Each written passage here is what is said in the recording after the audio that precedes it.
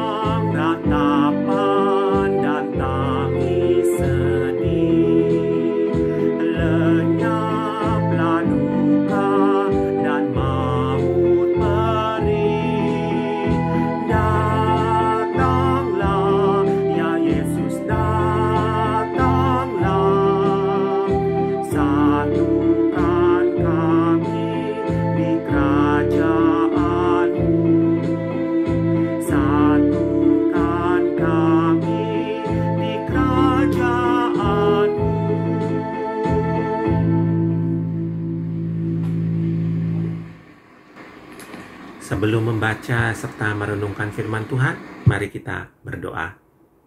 Terima kasih Bapa, kesempatan kami boleh mengikuti doa keluarga lagi hari ini. Sebentar kami akan membaca serta merenungkan firman-Mu. Hadirlah di antara hati kami, agar firman-Mu dapat meresap ke dalam hati kami dan menjadi pedoman dalam kami menjalani kehidupan kami. Terima kasih Bapa atas firman-Mu. Dalam nama Yesus kami meminta. Amin.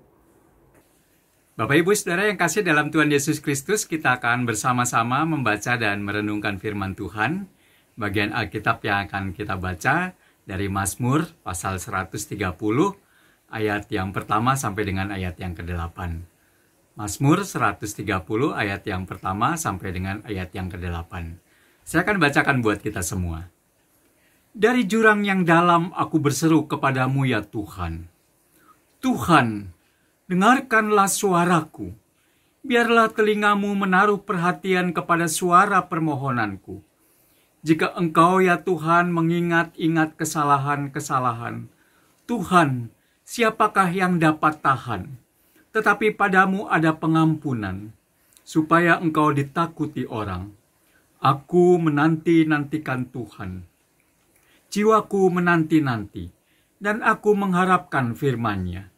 Jiwaku mengharapkan Tuhan lebih daripada pengawal mengharapkan pagi. Lebih daripada pengawal mengharapkan pagi. Berharaplah kepada Tuhan, hai Israel, sebab pada Tuhan ada kasih setia. Dan Ia banyak kali mengadakan pembebasan. Dialah yang akan membebaskan Israel dari segala kesalahannya. Demikian bagian Alkitab yang kita baca saat ini. Dan yang dikatakan berbahagia adalah mereka yang senantiasa memelihara firman Tuhan di dalam kehidupan sehari-hari. Bapak Ibu Saudara yang kasih dalam Tuhan Yesus Kristus, tema renungan kita saat ini adalah harga sebuah penantian. Aha, akhirnya apa yang aku nanti-nantikan aku dapatkan dan aku miliki sekarang. Nah Bapak Ibu Saudara yang kasih dalam Tuhan Yesus Kristus, itu sebuah ungkapan yang seringkali muncul secara spontan ketika seseorang menanti-nantikan sesuatu yang dia harapkan dan kemudian ia mendapatkannya. Atau biasanya kalau seseorang menantikan orang lain, maka dia akan berseru dan mengatakan, aha, akhirnya ia datang juga. Contoh yang sederhana, pengalaman ketika kita sedang menunggu ojek online yang kita pesan dari gadget kita untuk mengantar kita ke satu tempat. Dan pada saat kita menunggu mungkin ada rasa resah, gelisah, dan bertanya, kok lama sekali ojek ini datang. Dan ketika kita melihat kedatangan ojek online itu, maka kemudian kita akan mengatakan, akhirnya dia datang juga. Saya teringat ada sebuah acara di televisi yang juga judulnya Akhirnya Datang Juga. Nah, Bapak Ibu dan Saudara yang kasih dalam Tuhan Yesus Kristus, ketika kita sedang menantikan sesuatu atau menantikan kedatangan seseorang, maka memang ada sebuah perasaan yang tidak nyaman, sebuah perasaan yang membuat kita gelisah, resah, dan tentu saja penantian kita atau harapan kita akan terwujud ketika kita sungguh-sungguh membutuhkannya. Dan tentu saja ketika ada jawaban atau apa yang kita nantikan itu kita dapatkan, maka akan ada rasa sukacita, kegembiraan, dan kebahagiaan. Tapi bagaimana sebaliknya? Jika seseorang atau kita telah lama menantikan sesuatu, ternyata belum juga datang atau belum juga kita dapatkan atau kita miliki. Dan penantian tersebut bukan hanya berbicara soal jam saja, artinya lamanya itu bukan karena 1-2 jam saja, tapi mungkin penantian tersebut sudah sampai hitungan tahun. Nah, bagaimana kalau kita atau seseorang menantikan dengan waktu yang cukup lama, tapi ternyata belum juga didapatkan atau bertemu dengan orang yang mungkin diharapkan untuk bertemu. Contoh saja, ada seorang yang sudah sekian lama menanti-nantikan jodoh dan ternyata belum juga dia dapatkan. Atau pasangan yang sudah menikah tetapi sudah sekian lama menanti akan kehadiran seorang anak, ternyata anak yang ditunggu-tunggu pun juga belum lahir di antara mereka.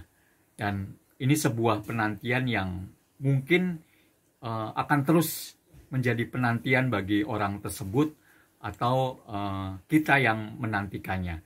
Dan pada saat menanti tersebut memang kecewa, sedih, marah, bertanya-tanya pada Tuhan, bahkan mungkin juga sudah hampir putus asa dalam penantian dan hampir tidak percaya lagi kepada Tuhan.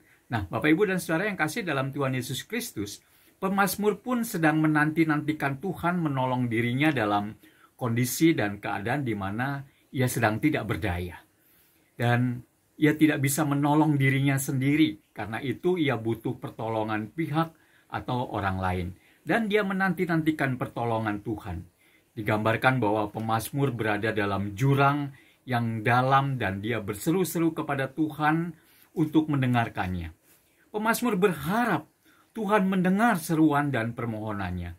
Bahkan penantiannya akan pertolongan Tuhan pun digambarkan lebih dari pengawal yang mengharapkan pagi. Akan diulang sekali lagi, lebih dari pengawal mengharapkan pagi. Nah, penantian yang begitu mendalam dan amat sangat dinanti.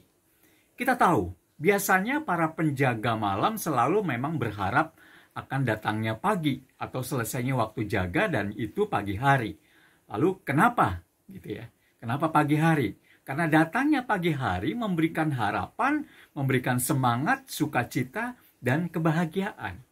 Nah, dari jurang yang dalam ini memang tidak dijelaskan situasi jurang seperti apa yang sedang dihadapi oleh pemazmur. Tetapi ketika dikaitkan dengan ayat yang ketiga, pemazmur menyadari bahwa semua yang terjadi karena Tuhan sedang memperhitungkan dosa-dosa manusia. Tidak ada seorang pun yang luput dari hukuman dosa yang Tuhan jatuhkan. Karenanya pemazmur hanya dapat berharap kepada Tuhan yang berdaulat, baik untuk menghukum maupun mengampuni. Justru karena mengenal kedaulatan Tuhan dan kasih setianya itulah, maka pemazmur merasa memiliki keyakinan bahwa pengampunan Tuhan pasti akan diberikan setelah penghukumannya dijatuhkan. Nah, Bapak Ibu dan Saudara yang kasih dalam Tuhan Yesus Kristus, Hal ini biasa kita ketahui ketika melihat pengalaman umat Israel yang telah berulang kali berontak kepada Tuhan, tidak setia, lalu dihukum, dan kemudian juga diampuni. Nah, oleh karena itu, kita diingatkan harapannya ya tentu saja jangan tunggu sampai kita masuk jurang dulu, baru berseru mohon belas kasihan dan pengampunan Tuhan. Demikian juga harapannya pada waktu itu umat juga seperti itu. Jangan sampai kemudian jatuh sampai ke dalam jurang dan baru kemudian berseru-seru. Nah, di ayat ke-7 dan ke-8, inilah yang menjadi jawaban atas sebuah penantian. Yaitu bahwa pada Tuhan ada kasih, setia, dan pembebasan dari segala kesalahan. Inilah harga sebuah penantian. Jika dengan setia, dengan tekun berada di jalan Tuhan, maka penantian kita akan pertolongannya tidak akan sia-sia. Nah, Bapak, Ibu, dan Saudara yang kasih dalam Tuhan Yesus Kristus, dalam kesulitan dan pergumulan yang kita hadapi menjadi tantangan buat kita. Untuk tetap tekun, untuk tetap setia, menanti-nantikan janji dan pertolongan Tuhan. Sekalipun mungkin sudah tak jemu-jemunya kita berseru dan meminta pertolongannya. Seolah Tuhan membiarkan kita berada dalam jurang yang dalam dan kita berusaha seorang diri dengan banyak pengorbanan. Untuk itu, melalui renungan ini kita kembali diingatkan bahwa sekalipun kita sudah berseru-seru dan memohon pertolongan Tuhan, namun sadar bahwa kita adalah manusia yang berdosa dan sebenarnya Tuhan pantas menghukum kita. Tetapi biarlah Tuhan sendiri yang menentukan kapan Dia akan memberi pertolongan kepada kita. Yang dibutuhkan oleh kita adalah sebuah keyakinan, kepercayaan bahwa pada saatnya Tuhan akan menolong pada waktu dan saat yang tepat, yaitu waktu Tuhan. Harga sebuah penantian memang menuntut pengorbanan dari kita, yaitu ketekunan, kesetiaan, dan tetap percaya. Namun, yakin bahwa Tuhan akan mendengarkan seruan, keluhan, doa-doa kita yang kita panjatkan dengan penuh percaya dan penyerahan diri. Kiranya Tuhan memampukan kita semua dan memberkati Bapak, Ibu, Saudara, dan saya. Amin.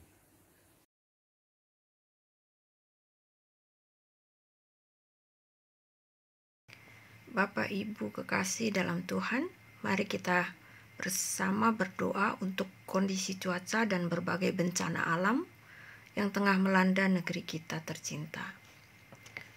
Mari kita berdoa.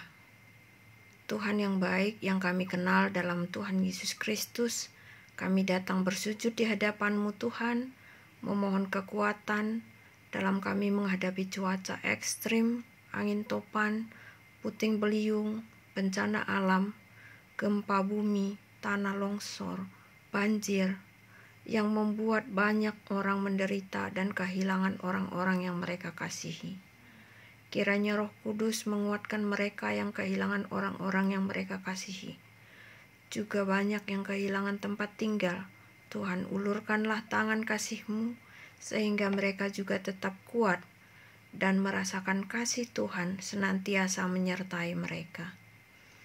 Kiranya juga Tuhan memberkati orang-orang yang dengan sukarela menolong di lokasi-lokasi bencana. Orang-orang yang memberikan dukungan material maupun yang lainnya. Berikan mereka kesehatan dan berkat dari Tuhan, sehingga lebih banyak orang tertolong dari bencana yang saat ini melanda negeri kami. Kami tidak punya kekuatan di luar dari Engkau, Tuhan. Tolonglah kami, ya Tuhan. Kami mohon ampuni kami akan dosa dan pelanggaran kami, sehingga kami layak memohon kepada Bapa di surga. Terima kasih Tuhan. Kami berdoa dan memohon doa ini dalam nama Tuhan Yesus Kristus, Juru Selamat kami yang hidup. Kami berdoa. Amin. Bapak, Ibu, Saudara-saudari terkasih dalam Tuhan kita Yesus Kristus, untuk menutup doa keluarga hari ini, mari kita menyanyikan dari Kidung Jemaat 84 Ya Yesus, Dikau kurindukan, ayat 1 dan 3.